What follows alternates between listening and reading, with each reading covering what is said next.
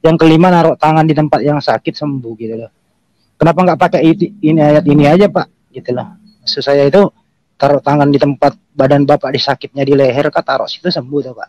Kalau percaya Markus 16, 15, 18 itu. Nah, pertanyaan saya ini ayat Baik. Perkataan Yesus yang bisa dipercaya apa enggak, itu aja. Makasih. Selamat malam. Tentu saja bisa Pak Handi. Tapi firman Tuhan bukan barang dagangan Pak. Ini bukan bicara mengenai saya pakai ayat terus saya sembuh. Saya beriman kepada Yesus bahwa dia bisa membangkitkan orang mati pun. Kalau kehendak dia, saya mesti istirahat 7 hari. Emang kenapa Pak Handi? Saya tanya. Tapi itu ayat kalaupun tantangan, saya minta, dengarkan saya dulu Pak sebentar. Iya, silakan saya dulu. Maaf, sorry. Kalaupun saya bilang sama Tuhan Yesus, Tuhan angkatlah segala penderitaanku di masa pandemi COVID-19 ini. Lalu Tuhan bilang, dengar anakku, hadapilah penderitaan ini bersamaku. Kenapa rupanya? Pada akhirnya Tuhan punya otoritas atas hidupku dan aku percaya. Pada Yeremia 29 ayat 11 yang kuulang-ulang berkali-kali bahwa rancangannya adalah damai sejahtera, bukan kecelakaan. Jadi jangan pernah anggap ayat, minyak urapan, roti perjamuan, salib yang digantung di leher, itu adalah barang dagangan. Kita taruh iman kita pada segelintir ayat, lalu kita pakai tidak pada konteksnya. Lalu kita anggap dengan menyebutkan, dengan bilur-bilur Yesus, aku sudah sembuh. Lantas kita bilang bahwa kita sudah sembuh 100% tapi belum ada buktinya. Terus kalau nggak sembuh, saya tanya, mau dipertaruhkan di mana iman kita, Pak? Karena Habakuk mencatat, sekalipun bunga tidak mekar pada masanya, pohon-pohon tidak menghasilkan buah, ternak pun tidak menghasilkan anak-anaknya, tidak ada yang dapat dinikmati di bumi, aku akan tetap memuji Allahku. Tuhan bukan hanya sekedar memberikan kita berkat, Pak, tapi Tuhan juga memberikan kita kemampuan untuk melatih percaya kita kepadanya di saat jawaban doa kita belum diwujudkan. Pak Handi, memang ini dalam konteks diskusi kita. Saya senang Bapak bertanya, tapi saya juga perlu mengingatkan kita semua di forum ini. Masih banyak orang Kristen yang belum bertumbuh secara dewasa lewat imannya. Karena merasa apa? Kalau Tuhan tidak dengar doaku, padahal aku percaya padanya, berarti Tuhan sama seperti Allah yang jauh di sana memainkan lensa pembesar.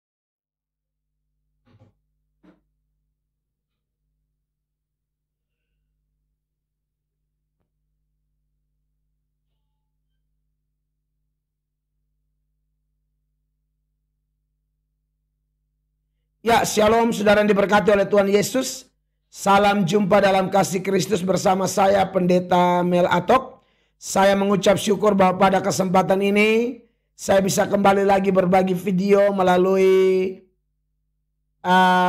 channel saya, di mana channel ini saudara sendiri kebanyakan adalah orang-orang yang mendukung channel ini karena saudara tentu merindukan pengajaran firman, pemberitaan firman yang dapat membangkitkan iman kita, menguatkan iman kita, memberi solusi di saat kita mengalami berbagai pergumulan hidup. Saya minta terima kasih banyak untuk kesetiaan saudara, untuk mendukung semua hamba Tuhan. Dan saya sangat bersyukur karena saya mendapatkan bagian di dalam hal ini. Artinya saya juga didukung oleh banyak saudara. Nah, kekasih-kekasih Tuhan, pada kesempatan ini saya mau menanggapi video luar biasa yang ada di depan kita tadi, di mana dalam satu acara Zoom anak-anak Tuhan, dan acara itu tentu ada buka ruang tanya jawab, dan masuklah seorang yang beragama lain, dalam hal ini beragama Islam kalau kita lihat dari pertanyaannya. Dan memang saya ikuti video ini, saudara-saudara, itu adalah pertanyaan dari seorang yang beda iman. Dan yang membuat saya bersemangat, senang, diberkati adalah jawaban dari artis Choky Sitohang juga yang terlibat di dalam live Zoom tersebut. Dan wow, jawabannya itu jawaban yang alkitabiah, jawaban yang selayaknya menjadi jawaban dari orang-orang yang betul-betul paham Alkitab, orang-orang yang belajar firman Allah, ibarat seorang gembala, pendeta, atau dosen teologia, atau satu pengajar Kristen yang begitu manis, begitu enak, begitu jelas, begitu tepat sasaran, dan sangat alkitabiah. Jawaban dari artis Coki Sitohang tadi. Saudara-saudara yang diberkati oleh Tuhan Yesus Kristus, melalui video ini sebenarnya saya mau menanggapi dan memberi semacam atau mengingatkan kita bersama ajaran Kristus seputaran video tadi. Ajaran yang bagaimana? Yang pertama, saudara-saudara, adalah bahwa mengingat saudara Coki Sitohang, seorang artis, mampu mempertanggungjawabkan imannya ketika ada orang yang bertanya atau meminta pertanggungan jawab dari orang-orang percaya dalam Zoom itu, dan ada saudara Coki tentang iman Kristen. Dan dengan begitu begitu luar biasa, saya bisa melihat di video itu, merasakan bagaimana Tuhan memakai kawan-kawan dalam Zoom itu.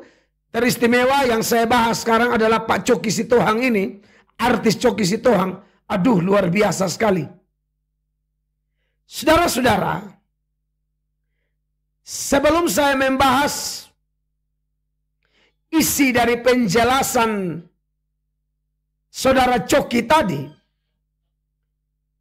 pertama-tama saya mau mengingatkan bahwa orang Kristen ini, kita memang dipanggil bukan hanya untuk menikmati keselamatan, pengampunan, berkat-berkat lalu selesai. Tidak. Tapi kita juga dipanggil untuk menjelaskan iman kita. Apatah lagi saudara-saudara, saat iman kita dipertanyakan, orang mau minta pertanggungan jawab tentang iman kita atau ajaran yang kita pegang selama ini yang bersumber dari Alkitab. Seperti pertanyaan saudara Andi tadi seputaran Markus pasal 16 ayat 16 sampai 18 tentang tanda-tanda yang diberi oleh Tuhan kepada orang percaya. Dan jawaban tadi itu, aduh, saya bilang itu jawaban level dosen teologi itu. Jawaban level pengajar rohani yang bijaksana dan memahami Alkitab. Itu yang saya lihat, makanya saya bergairah sekali menanggapi video ini. Nah, kekasih-kekasih Allah, sekali lagi, kita dipanggil bukan hanya menikmati berkat, tapi mempertanggungjawabkan iman kita. Apalagi di saat orang bertanya, baik dari kalangan kita sama-sama orang Kristen, atau terutama juga dari orang agama lain seperti video tadi. Dan memang itu ada ayatnya ya saudara-saudara. Jangan lupa 1 Petrus 3 ya. Ayat 15. Saya baca ayat ini buat saudara. Tetapi kuduskanlah Kristus di dalam hatimu sebagai Tuhan. Dan siap sedialah. Harus siap sedialah. Ya, pada segala waktu. Untuk memberi pertanggungan jawab kepada tiap-tiap orang yang meminta pertanggungan jawab dari kamu. Seperti kasus di video tadi. Tentang pengharapan yang ada padamu. Tetapi haruslah dengan lemah lembut dan hormat. Kalau orang sudah menerima Yesus sebagai Tuhan dan Juru Selamat. Seperti Petrus bilang, kuduskanlah Kristus dalam hatimu. Ingat Yesus dalam doa Bapa kami diajar apa? Bapa kami di sorga, dikuduskanlah namamu. Kata dikuduskanlah namamu artinya, kudusnya Tuhan itu ada yang sederhananya saya jelaskan begini. Ada yang bersifat permanen, artinya ini kekudusan yang tidak bisa bertambah, tidak bisa berkurang, tidak dipengaruhi oleh apapun. Tapi dalam hubungannya dengan ciptaannya, seringkali kekudusan Tuhan itu dipermainkan. Ya, orang menyembah berhala, bikin dosa ini itu, Apa yang Tuhan perintah mereka tidak ikut. Apa yang Tuhan larang itu yang mereka lakukan. Apa yang Tuhan larang. Nah, ini bahaya. Nah, ini yang namanya tidak menjaga kekudusan nama Tuhan. Nah, ternyata bukan hanya kepada Bapa, tapi kepada Yesus juga. Karena memang Bapa, Yesus, Roh Kudus adalah Allah. Satu hakikat Allah dalam 3 pribadi. Maka tidak heran kalau dalam pimpinan Roh Kudus, Petrus sendiri bilang, kuduskanlah Kristus dalam hatimu. Artinya kita yang sudah terima Yesus, kita harus menjadi saksi yang baik melalui perbuatan kita, buah-buah kehidupan kita, tapi juga melalui pemahaman kita yang harus kita pakai untuk mempertanggungjawabkan iman kita ketika orang meminta pertanggungjawaban. Dan ini firman Allah berkata, selalu siap segala waktu. Dan contoh yang ada dalam video tadi mengingatkan kita bahwa ternyata orang percaya yang bukan pendeta, ya, bukan gembala, bukan dosen teologi. Saya tidak tahu saudara Coki Sitohang bergereja di gereja mana, tubuh Kristus yang mana, posisinya dalam pelayanan apa, tapi sepanjang ini saya tahu beliau artis. Tapi Anda lihat artis dengan pandangan iman seperti ini. Beliau adalah salah satu artis yang saya lihat di media, mempunyai kesaksian yang luar biasa tentang imannya sebagai pengikut Kristus. Jadi bapak-bapak, ibu-ibu, saudara-saudara, kawan-kawan semua, untuk mempertanggungjawabkan iman kita, tidak perlu pendeta. Artinya pendeta sudah pasti dong. Sangat memalukan kalau jemaat atau kaum awam seperti artis, polisi, dokter, pengusaha, ASN, atau orang Kristen dengan banyak. Bahkan saya kenal yang tukang bangunan, pedagang di pasar, buka warung kecil, tapi pemahaman tentang kitab suci luar biasa. Dan mereka mampu menjelaskan iman mereka. Mereka mampu bersaksi. Dan saudara perlu ingat sejarah yang saya mau kasih tahu ini ya. Bahwa di awal gereja lahir setelah hari Pentakosta itu, saudara kan tahu, itu terjadi diaspora, penyebaran, dan sementara menyebar, jemaat-jemaat yang diselamatkan itu, mereka menyebar sambil memberitakan Injil. Anda bisa lihat itu di Kisah Para Rasul, pasal 8 ayat 1 sampai ayat 4. Di dalamnya itu ada tentara, pedagang, petani, orang-orang awam yang telah dipenuhi Roh Kudus. Jadi saya percaya bahwa kalau orang seperti Coki, atau jemaat-jemaat dengan profesi yang lain, selain kaum rohaniawan yang sekolah teologi atau ditabiskan jadi pendeta, kalau mereka bisa jawab itu, itulah. Kalau orang sudah memiliki Yesus dalam hidup, menguduskan Kristus dalam hidup, otomatis dia dimeteraikan dengan Roh Kudus. Maka orang-orang seperti Coki ini pasti dipimpin oleh Roh Kudus. Dan menurut saya ini adalah salah satu contoh yang Tuhan izinkan kita lihat, Tuhan pakai sebagai pendorong bagi kita semua. Apalagi pendeta loh. Pendeta malu kalau jemaat bisa menjelaskan, bisa menjawab. Lalu pendeta tidak bisa menjawab. Aduh, menurut saya ini bahaya sekali. Dan oleh karena itu ya, kita harus lebih semangat belajar. Ya, karena tidak bisa hanya terima Yesus dipimpin Roh Kudus, tapi tidak baca Alkitab. Saya yakin orang-orang seperti saudara Coki ini bertobat, terima Yesus, dipenuhi Roh Kudus, dan pasti tak terhindarkan orang dipenuhi Roh Kudus, cinta firman, hormat firman, suka firman. Saya sudah jelaskan dalam salah satu seri khotbah saya, yaitu Kristen Sorga dan Kristen Neraka. Bahwa Kristen Sorga, karena ada Roh Kudus dalam dirinya, Roh Kudus membuat dia punya pengakuannya asli. Roh Kudus buat perubahannya betul-betul dari dalam. Dan Roh Kudus buat kerinduannya belajar firman juga dari dalam. Roh Kudus membuat dia peduli dengan jiwa-jiwa. Rindu akan keselamatan orang lain itu juga Roh Kudus kerjakan dalam dirinya. Ya. Jadi saya harap kawan-kawan saya yang ikuti video ini dengan semangat yang Tuhan izinkan kita lihat dalam diri Saudara Coki Sitohang, ayo semua belajar. Makanya saya merasa ya, saya tidak tahu saudara setuju atau tidak. Sebagian orang saya lihat setuju dan mendukung saya. Mendukungnya apa? Ternyata dengan beberapa live saya yang tanya jawab, itu ternyata sangat membantu. Itu seperti kuliah santai gitu. Kuliah santai yang bertujuan melengkapi sesama orang percaya. Tentu pemahaman teologi ini sangat luas, maka kami juga belajar terus supaya tambah ilmu lagi, tambah ilmu lagi, tambah ilmu lagi. Dengan cara saya salah satu paling banyak tuh nonton pendeta-pendeta lain yang menurut saya pintar dan mampu.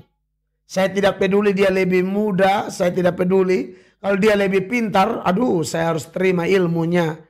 Karena mereka posting itu saya yakin mereka tujuannya sama lah, hati hamba Tuhan di mana-mana sama. Mereka posting dengan tujuan mengajar orang lain, mempengaruhi orang lain, menularkan ajaran yang benar, ajaran yang kudus kepada segenap orang percaya dan sebisa mungkin menarik orang yang belum percaya untuk menjadi percaya.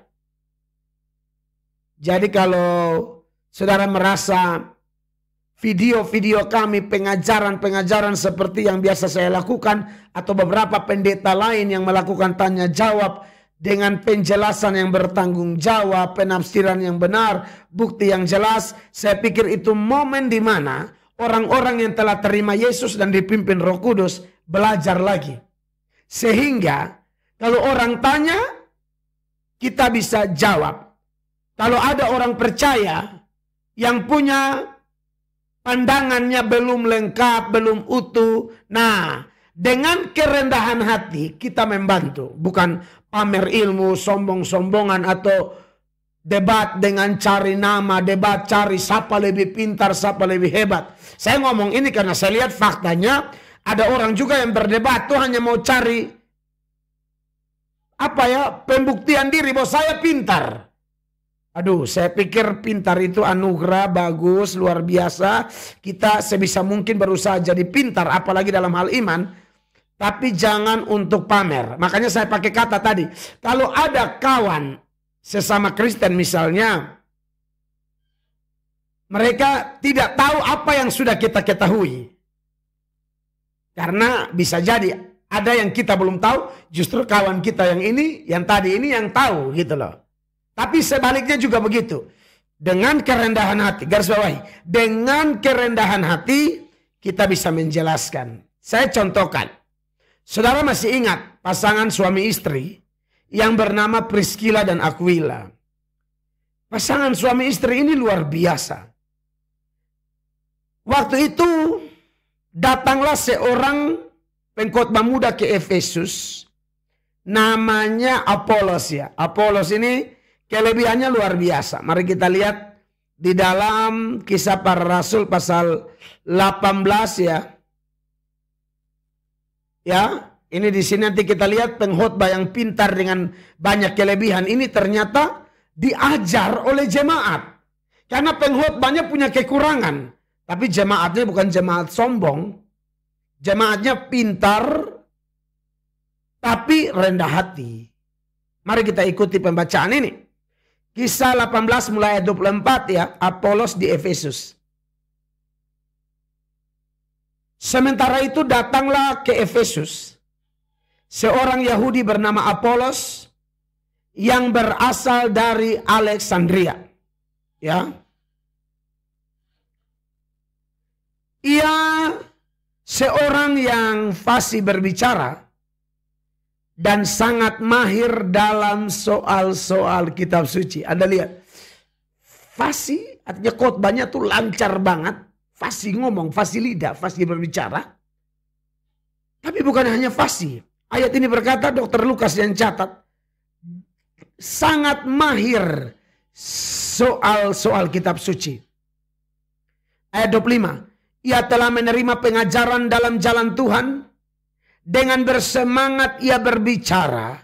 Dan dengan teliti ia mengajar tentang Yesus. Tetapi ia hanya mengetahui baptisan Yohanes.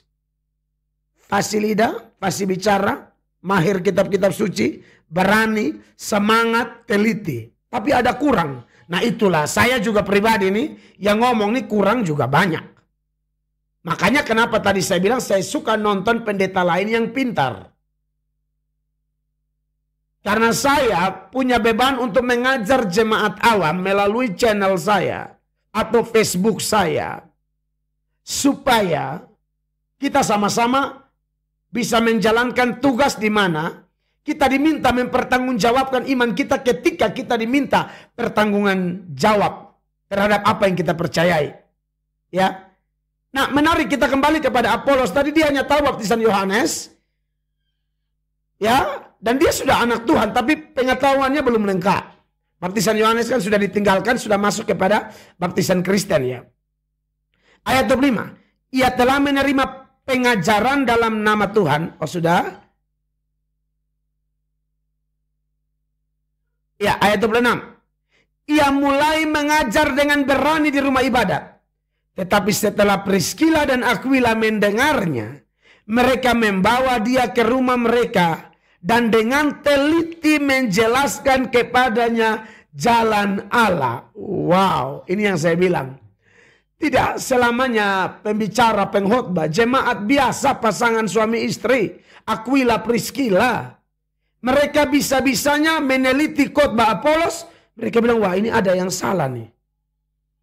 Mereka bawa pengkhotbah muda ini, mereka jelaskan. Dan kalau Anda baca terus, Apolos dengan rendah hati menerima. Karena pasti sesama orang rendah hati itu koneknya kuat sekali. Karena ini manifestasi pekerjaan roh kan.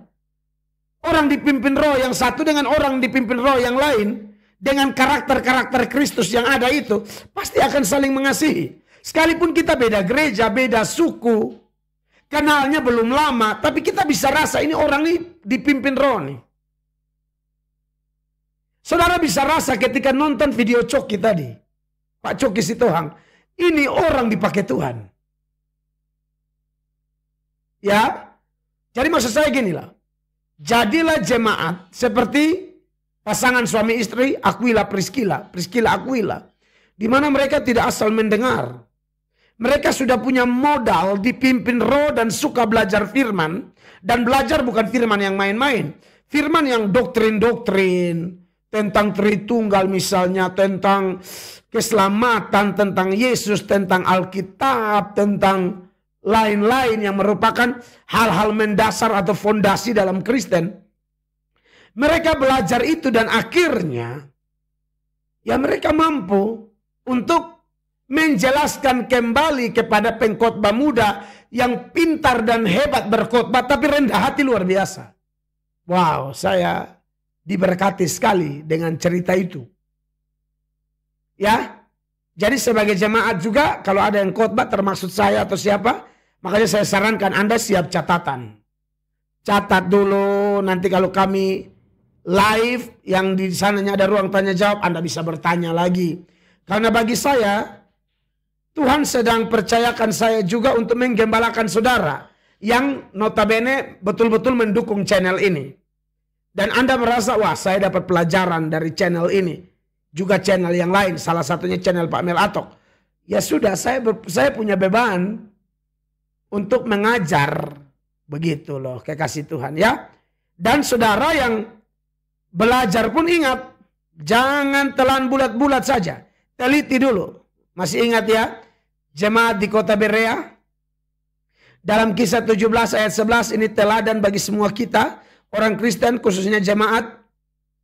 Dikatakan orang-orang Yahudi di kota itu lebih baik hatinya daripada orang-orang Yahudi di Tesalonika. Karena mereka menerima firman itu dengan segala kerelaan hati dan setiap hari. Mereka menyelidiki kitab suci. Untuk mengetahui apakah semuanya itu benar demikian. Sikap mendengar firman dari Jemaat Berea ini yang perlu kita teladani. Yang pertama, senang, sukarela, rindu, lapar dan haus akan firman Tuhan. Tapi yang kedua, jangan karena lapar telan sembarang, teliti. Padahal saudara tahu yang khotbah di sini siapa? Paulus. Paulus yang khotbah, tapi ini jemaat bilang, ya Paulus juga manusia biasa, mau Paulus kayak siapa, kayak teliti dulu. Ya kayak kita sekarang, tuh pendeta banyak, mau Pak ini ke itu, teliti dulu, tidak ada istilah. Menurut saya itu jemaat yang baik, dan memang itu perlu kita lakukan. Bandingkan juga dengan Ibrani 2 ayat 1 ya. Karena itu harus lebih teliti kita memperhatikan apa yang telah kita dengar, supaya kita jangan hanyut di bawah arus ya. Teliti, perhatikan kembali, belajar ulang. Makanya perlu catatan saudara-saudara. Supaya kita jangan jadi Kristen yang tanah hatinya berbatu-batu. Dengar firman senang. Ada masalah murtad. Seperti di Matius 13 ayat 5 dan 6. Itu perumpamaannya. Penjelasan tentang tanah berbatu-batu itu di ayat 20-21. Catat itu. Saudara perhatikan di sana. Kita tidak boleh yang begitu ya. Jadi kita harus betul-betul belajar firman. Nah, itu hal pertama yang saya sampaikan berkaitan dengan video saudara Coki tadi ya. Nah, yang berikut saudara-saudara, isi dari video di mana saudara Coki memberi jawaban kepada saudara Muslim itu. Wow, luar biasa. Jadi itu pandangan yang benar yang saudara Coki bilang. Betul. Tuhan mampu melakukan mujizat dan kita percaya janji Tuhan. Allah menyertai kita. Allah mencukupkan kita. Tapi kalau dalam proses mencukupkan itu, Tuhan memproses kita dengan proses-proses yang dicontohkan oleh saudara Coki tadi. Salahnya di mana? Hebat kan? Itu tuh yang saya bilang, apa yang Pak Coki ajarkan itu yang menjadi tuntutan Kristus bagi Kristen-Kristen supaya menjadi dewasa. Betul, janji Tuhan tentang mujizat itu kalau mau dijelaskan panjang lebar lagi. Tapi maksud saya mujizat memang masih ada. Tuhan bisa bangkitkan orang mati, Tuhan bisa belah lautan sekarang masih bisa. Tapi harus bedakan antara kemampuan atau kesanggupan Allah dan kemauan Allah. Allah sanggup itu pasti. Tapi Allah mau atau tidak itu yang perlu kita pelajari. Tuhan itu independent God. Dia bebas melakukan apapun menurut rencananya, maunya. Dan semua ada tujuan. Kalau dia melakukan mujizat, pasti ada tujuan. Dia menunda, pasti ada tujuan. Atau dia bilang tidak sama sekali pun, pasti ada tujuan. Kita berdoa, Allah menjawab ya. Allah selalu menjawab ya. Tapi jawabannya tuh ada ya, ada tidak, ada tunggu. Kalau Allah jawab ya, ada tujuan. Allah bilang tunggu, ada tujuan. Allah bilang tidak seperti yang Paulus alami dalam 2 Korintus 12 ayat 7, 8, dan 9. Juga ada tujuan. Makanya Paulus bilang, dalam kelemahanku aku kuat. Karena orang-orangnya dewasa. Nah, salah satu contoh yang saya lihat dia, saudara Coki ini. Dia ambil lagi data dari Habakuk. Sekalipun pohon ara tidak berbuah, ya, hewan-hewan tidak beranak. Tapi kasih setia Tuhan tidak diukur dari situ. Jangan ukur kasih setia Tuhan dari hanya materi yang kita dapat. Pak Coki tadi kutip juga. Yeremia 29 ayat 11 itu ya. Wow, luar biasa. Sebab aku ini mengetahui rancangan-rancangan apa yang ada padaku mengenai kamu. Demikianlah firman Tuhan, yaitu rancangan damai sejahtera dan bukan rancangan kecelakaan untuk memberikan kepadamu hari depan yang penuh harapan. Apapun cara kerja Tuhan, janjinya ini pasti tergenapi.